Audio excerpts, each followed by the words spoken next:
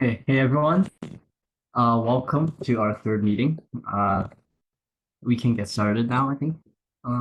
Okay, so today we're going to be talking about proof of work in crypto mining. So last week, I know we talked a little bit about blockchain structures, and then we also did an intro to sort of how blockchains actually validate everything, like how they're still secure despite being decentralized. So today we're going to talk about the algorithm and the method in which um, the blockchains actually do that. So first, today we're going to be going over two things. First is any questions that anybody has. Second is a quick recap of what we talked about last week. This is sort of like an add-on, and this is sort of like an add-on to what we talked about last week. So a review, I think it will be quite good. Third is we're going to be talking about the two main roles in the blockchain. So what they are is participants and miners. And we're going to talk about what those roles are and what things they do for the blockchain later on. Fourth is going to be talking about encryption methods, so different ways that blockchains encrypt things. So, for example, symmetric key encryption, asymmetric key encryption. Uh, these are different things that we're going to be talking about specifically later on. The fifth thing is we're going to be talking about hashing. So, what does hashing mean? How it sort of plays into validation for blockchains and everything. And last is mining. So what crypto mining means, what crypto miners do, and what it does in the context of a blockchain. So first, we can talk a little bit about some questions. So if you have any questions, just send them now in chat. And if you have any questions any time later on, you can also just feel free to send a message in chat.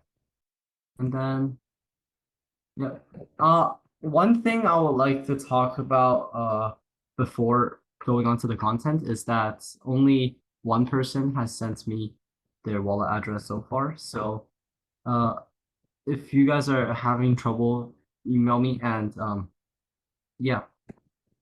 So I guess let's go on to a quick recap of what we talked about. Oh, that game last time. Did you not receive the email of? Did you not receive my email?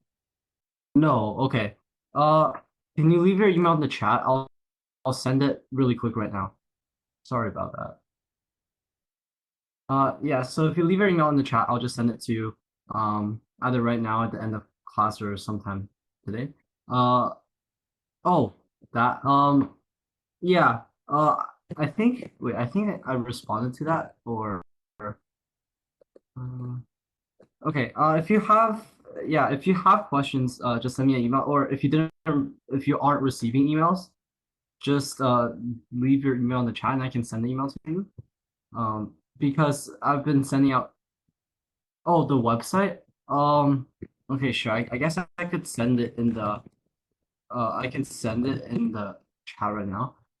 It is a Google app. It is uh app in the App Store. So it's a mobile app, unless you want to get the browser extension, which I think I would recommend the mobile app. So you would have to just search this up in the App Store. But the official website's here if you want. So let's go on to a bit of a quick recap from last week. So we talked about two main things. First is UTXOs and transactions. So we talked about what UTXOs are, and what transactions are, and what blockchain blocks are, and how they form a blockchain. So we sort of worked our way from the smallest to the largest. So we talked about UTXOs as sort of inputs and outputs to transactions. We can think about them as checks. So they contain information regarding transactions. For example, the amount of the transaction, the time of the transaction, the recipient, the sender, etc. of a transaction. And then we talked about transactions, and transactions are made of multiple input and output UTXOs, and they must have at least one of each. And transactions are essentially just transfers of money between people. And what they serve to do is that transactions are the second are the other building blocks of blockchain. So a bunch of transactions is grouped up into a block, organized into a block, and then the block is added to the blockchain. And next, we talked about blockchains. So how are blockchains structured, and what are the three types of blockchains? So we talked about how blockchains have interlinked structure. So each block references the past block. And then we also talked about the three types of blockchains. So for example, those were the public, private, and permission blockchains. So public blockchains are your most famous and most typical blockchains. Like for example, the Bitcoin blockchain or the Ethereum blockchain. They're decentralized. Anyone can participate. They're a ledger. They also cannot be tampered with, and yeah, so they have all the characteristics of a typical blockchain when we think about blockchain. And private blockchains are not necessarily really blockchains anymore. They're more like blockchain structured things that can help organize data. So for example, a private company might use a blockchain to track to manage data. And then permission blockchains is a mix, a little bit of both. Okay, so now we can go on to the content of today's meeting. Now, before we talk too much about the first topic, which is the two rules in the blockchain, there's an important question that we need to ask when talking about blockchains. So it's how do we identify peer participants and authorize transactions? Recall in our first meeting that we talked a little bit about the double spending problem, where people could, reclaim their money on a blockchain and spend it again and again. So it's not secured, it's not validated.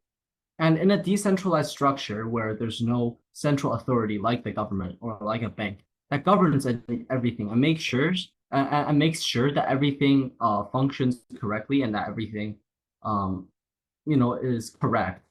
So you really are sending. Oh, the Investopedia simulator is just sort of like a game that open for fun that you can try on your own. If you want me to sort of demonstrate like making some trades, I could, but I sort of open it just as a chance to sort of try trading crypto out. It's not really anything specifically to do with the content that we're covering. I just thought that would be like a fun game we could play. But if you have any questions about, like, for example, making a trade, I could show you. And yeah, so just treat it as like a stock game, honestly.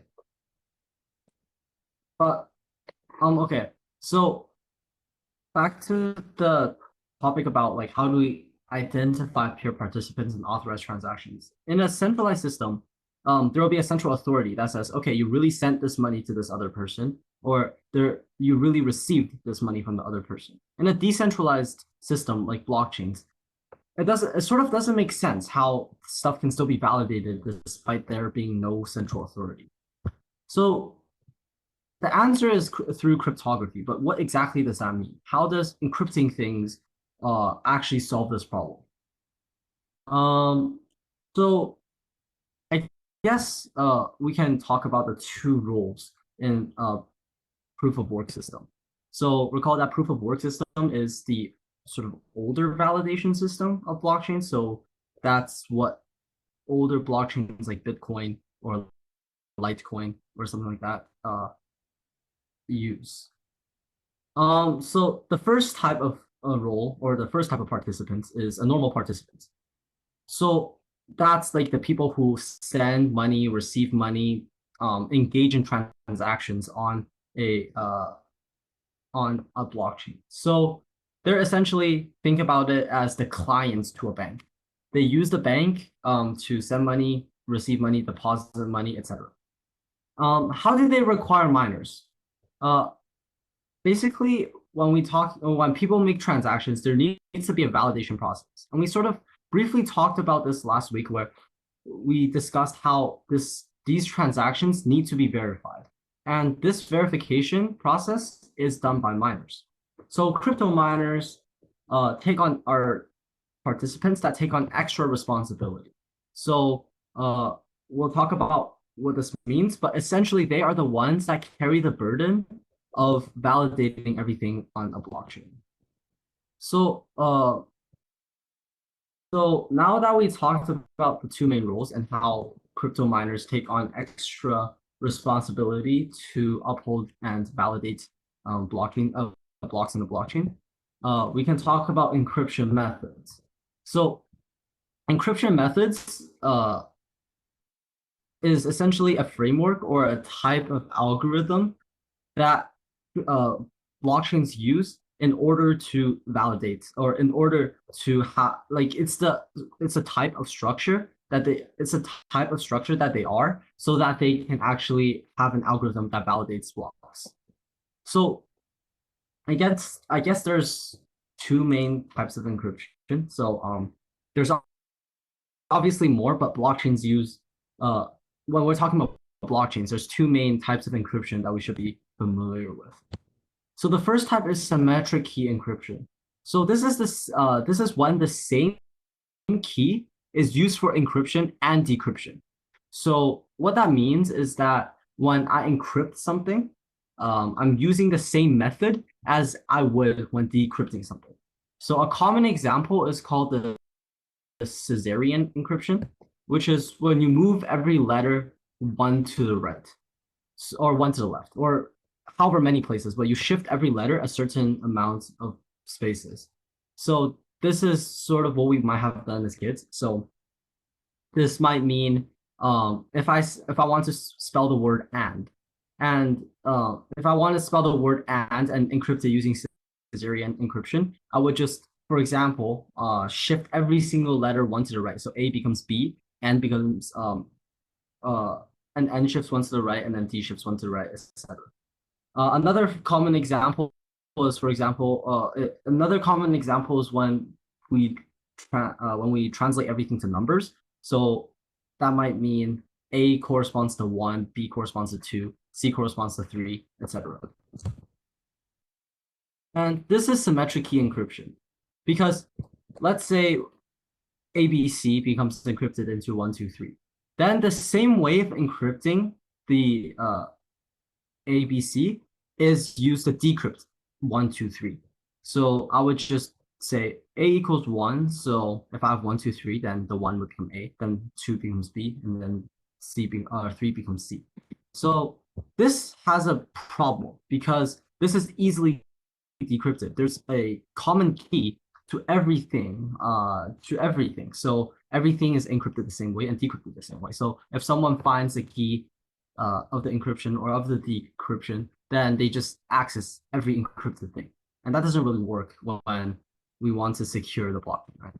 So that's the first problem.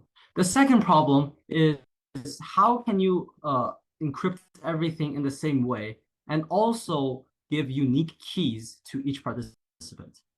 So when you participate on the blockchain, you're given a unique key because everyone needs to have obviously separate crypto accounts. So I need to have mine, you need to have yours. And so that cannot be done when everything's encrypted in the same way, because then my crypto wallet address will be essentially the same as yours. And that's the second problem.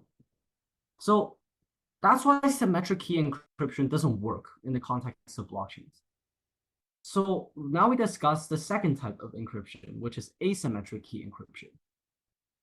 So asymmetric key encryption, as you might guess from its name, is just the opposite of symmetric key encryption, which means that each participant has a different, the blockchain has a different method of encrypting keys and similar things for each participant.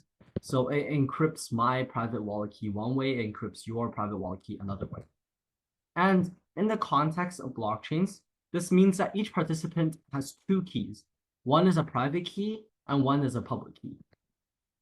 So why do we need two keys? So when, for example, I want to send some money to one of you, my private key holds the details and I guess holds a key almost to my crypto wallet. So it holds essentially it's a gateway to all my money. So I cannot obviously give my private key out. So what I need to do is there's a public key that I can't get out. The public key um, is think about it as perhaps the private key is a key to your house and the public key is your address. So everybody can know your address, but not everyone, uh, and preferably only you have access to the inside of your house.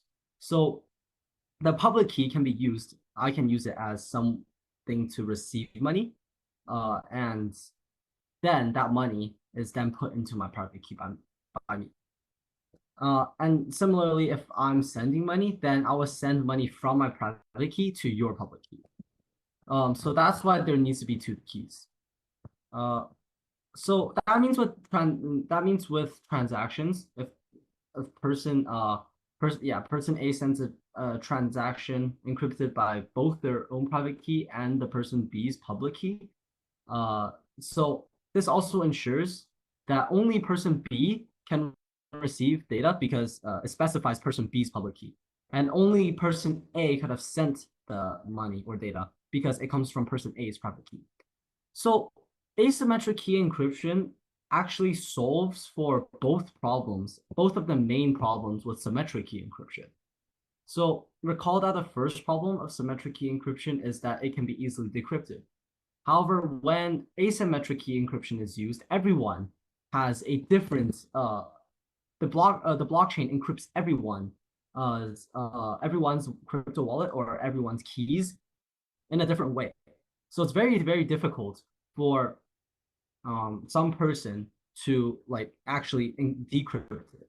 It's like saying, it's like, for example, comparing if everyone has the same bank account password, then once that password is found out, then everyone has basically their bank account like decrypted.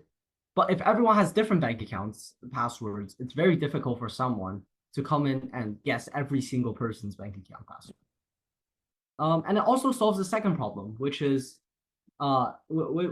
where symmetric key encryption cannot pass unique keys to different people because they're all encrypted in the same way. Now they're encrypted in different ways. Each person or each participant on the blockchain can have unique keys. So what algorithms specifically under these two types of encryptions or algorithms do blockchains use?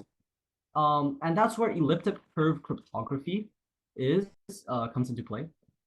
Elliptic curve cryptography, or otherwise called ECC, is just a specific type of asymmetric key encryption.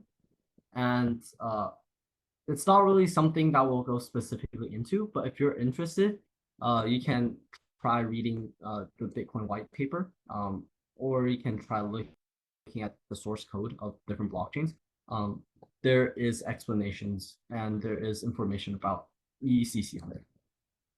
So now we talked a little bit about the types of algorithms that blockchains use.